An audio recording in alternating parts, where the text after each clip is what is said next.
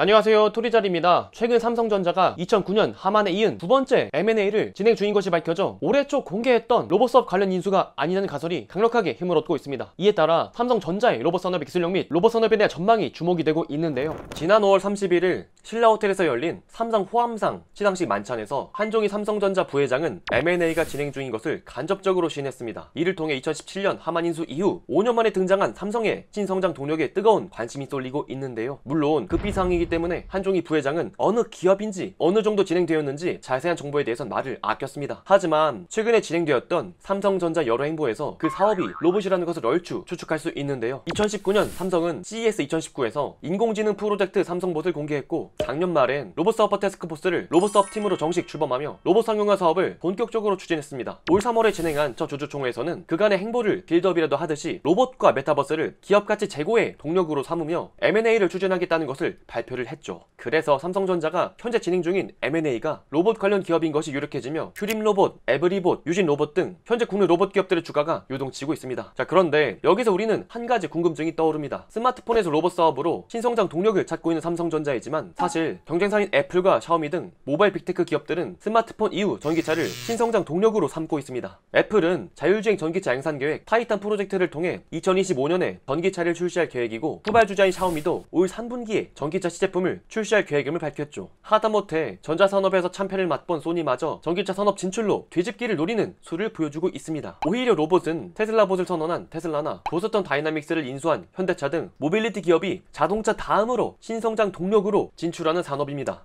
직관적으로 본다면 모바일, 모빌리티, 로봇의 산업사슬 구조에서 삼성전자는 모빌리티를 건너뛰고 곧바로 로봇에 진출하는 모양새를 보이고 있는 것인데요. 게다가 부품수 감소와 간단한 파워트레인 구조로 전기차 스타터마저 우후죽순 쏟아져 나오는 시대가 될 정도로 전기차의 진입 장벽이 낮아진 것을 감안한다면 반도체, 전장, 배터리 등 자동차 밸류체인 형성을 끝낸 삼성이 진출을 삼가는 것은 상당히 의아한 부분인데요. 대체 삼성은 왜 전기차를 만들지 않는 것일까요? 이번 시간에는 삼성전자가 전기차를 만들 수 없는 세 가지의 이유와 미래 스마트폰, 반도체를 뛰어넘을 로봇 시장 전망에 대해서 한번 알아보도록 하겠습니다. 우선 삼성전자가 전기차 만들지 않는 첫 번째 이유는 높은 진출 비용 대비 수익성 확보가 불확실하기 때문입니다. 자동차 산업은 경제학자들이 진입장벽 개념을 설명할 때 가장 많이 거론되는 산업입니다. 대규모 자본금을 바탕으로 한 기술력, 높은 브랜드 충성도, 고도의 마케팅 기술 등이 필요해 새로운 사업자가 진입하기 어려운 산업 중 하나로 꼽히기 때문이죠. 그래서 토요타, 폭스바겐, GM, 스텔란티스, 현대기아 등 정통 내연기관 기업들이 과점을 형성해 이윤을 극대화하는 대표적인 과점 시장입니다. 하지만 모빌리티가 내연기관에서 전동기관으로 진화하며 자동차 산업은 과점 시장에서 완전 경쟁 시장으로 변화하며 이윤을 극대화하기 어려운 산업으로 변화하고 있습니다. 필요한 부품수가 약 3만 개에서 1만여 개로 줄어들며 낮아진 진입장벽으로 테슬라, 루시드, 폴스타 등 신규 경쟁사들의 진입이 증가하고 있습니다. 소수의 시장 선점자가 과실을 취했던 과점 시장에서 완전 경쟁 시장으로 변화하며 이윤 극대화의 구조가 해체가 되고 있죠. 물론 자동차가 사회적 권위 상징과 안정성 문제로 인한 보수적인 고객 이전의 특징이 있다 하더라도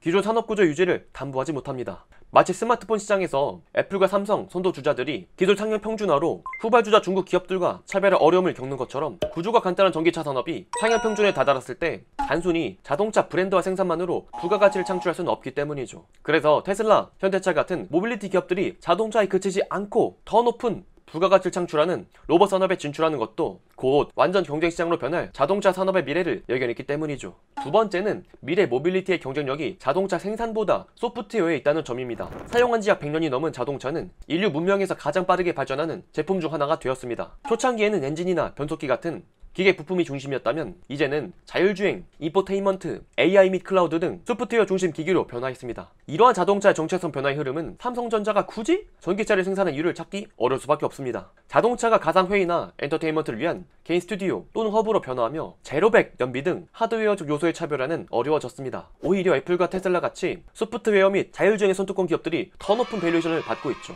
이 같은 점에서 삼성 역시 전장부문 자회사 하만을 통해 독일 AR 전문기업 아포스테라를 인수하며 전장시장 소프트웨어 대응에 나서고 있죠. 실제로 삼성이 전기차 생산을 한다 하더라도 고려해야 할 걸림돌이 한두 가지가 아닙니다. 아무리 부품수가 줄었더라도 차량 개발은 반도체, 배터리를 개발하는 만큼이나 오랜 시간이 걸립니다. 자동차 사업이 노베이스인 삼성 입장에선 더 오랜 기간이 걸리겠죠. 이와 더불어 이미 수많은 연구진을 반도체, 배터리에 투자하고 있는 삼성의 입장에서 자동차를 추가 개발하는 것은 상당히 버거울 것입니다. 개발에 소요되는 시간과 비용은 물론 생산 설비를 짓기 위한 추가적인 건설 비용과 기간 등을 고려하면 전기차 생산까지 천문학적인 금액과 시간이 투자될 것입니다. 있습니다. 전기차 생산 시설 대비 거둘 수 있는 실익이 불투명한 상황에 이를 강행하는 것은 삼성 입장에서 상당히 무모한 선택인 것이죠. 결국 모든 자동차의 기술이 자율주행 등 소프트웨어를 향해 달리고 있는 지금 자동차가 얼마나 잘 달리냐 보다 얼마나 더 똑똑해지는가가 중요한 척도인 것이죠.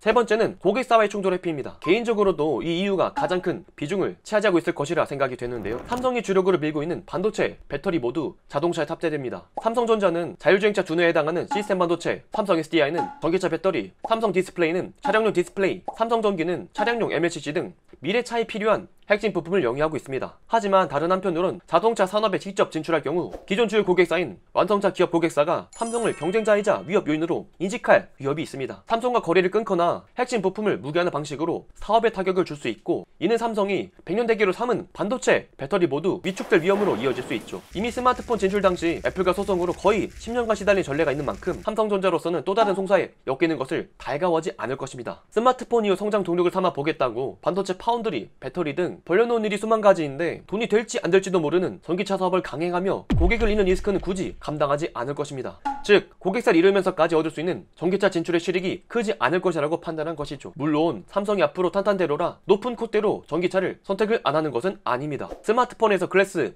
AR 헤드셋 등으로 모바일 기기 트렌드가 변화하고 있고, 그에 대한 대안으로 경쟁사인 애플과 샤오미는 전기차를 선택했습니다. 하지만 삼성 입장에선 투자 대비 수익성이 불확실하고 고객사마저 잃을 수 있는 전기차를 선택할 수는 없습니다. 그렇다고 애플과 샤오미의 전기차 진출을 가만히 보고만 있을 수는 없겠죠. 즉 경쟁사들을 뛰어넘기 위해선 전기차만큼 고도 성장하며 고객사들과 갈등을 최소화할 수 있는 산업을 선택해야 하는데요. 그래서 삼성은 현재 반도체, 배터리 등 미래 신성장 동력과 시너지를 낼 수 있으면서 자동차를 대신할 산업을 선택할 것이고, 이러한 신성장 노력 찾기라는 삼성의 숙제의 답이 바로 현재 로봇으로 가장 유력하게 점쳐지고 있습니다. 실제로 로봇은 전기차만큼이나 상당히 높은 수준의 성장률을 보이고 있습니다. 글로벌 리서치 업체 마켓에 따르면 2021년 서비스 로봇 시장 규모는 360억 달러, 우리 돈으로 42조이지만 2026년이면 1030억 달러, 우리 돈 120조 수준으로 연평균 23.3%의 놀라운 고성장을 보일 것으로 예상되고 있습니다. 극한의 노동 환경에 처한 의료 분야, 생산시설의 감염 우려로 셧다운을 겪은 자동차, 항공우주, 방위산업 등 인간을 대체할 수 있는 생산성이 요구되는 산업들이 전폭적으로 늘어나며 로봇 수요의 증가가 예상되고 있기 때문인데요. 특히 우리나라의 경우에는 저출산과 고령화 사회로의 진입, 최저임금으로 인한 인건비 증가 등 사회 변화의 흐름이 로봇의 필요성과 활용을 점차 확대시키고 있습니다. 실제로 우리나라의 서비스 로봇 시장 규모는 갈수록 증가하고 있습니다. 2019년 50대 불가전 서빙 로봇은 2022년 3년 사이에 시장 규모가 60% 증가했습니다. 코로나19 이후 영업이 재개된 시장에서 종업원 채용의 어려움이 커지며 로봇이 그 대안으로 떠오른 것인데요. 이에 대해 삼성이 로봇 사업을 준비하는 스피드는 상당히 발빠릅니다. 올해 1월 세계 지식재산권 기구의 로봇 브랜드인 삼성봇의 상표권을 미국과 캐나다 특허청에 등록을 했습니다. 산업용 로봇뿐만 아니라 외골격 로봇, 로봇 청소기, 조리기구, 휴머노이드 등 다양한 프로젝트들의 개발을 암시했는데요. 특히 첫 상용화 로봇으로 웨어러블 보행 보조 로봇 잼스 상용화를 앞두고 있습니다. 로보틱스를 기반으로 보행과 운동 기능을 증진하는 로봇으로 니, 앵크 등의 이름을 붙여 신제품 출시를 예고를 했죠. 삼성이 잼스 힙을 사용할 경우 보행이 24%, 속도를 14% 높일